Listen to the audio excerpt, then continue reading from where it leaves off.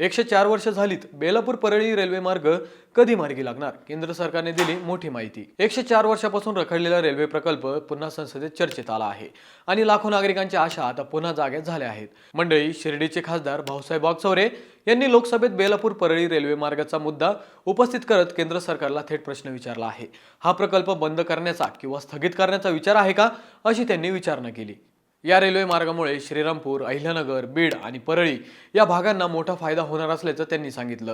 उद्योग, व्यापार, शिक्षण आणि रोजगाराला चालना मिळण्यासाठी हा मार्ग अत्यंत महत्त्वाचा मानला जातो। दरम्यान रेल्वे मंत्री अश्विनी वैष्णव यांनी सांगितलं की सध्या बेलापूर परळी थेट रेल्वे मार्ग नाही, मात्र अहिल्यानगर, बीड, परळी या सुमारे 201 किलोमीटर रेल्वे प्रकल्पाचा डीपीआर पूर्ण झाला असून पुढील मंजुरीसाठी नीती आयोग, वित्त मंत्रालय आणि संबंधित राज्य सरकारांशी चर्चा सुरू आहे।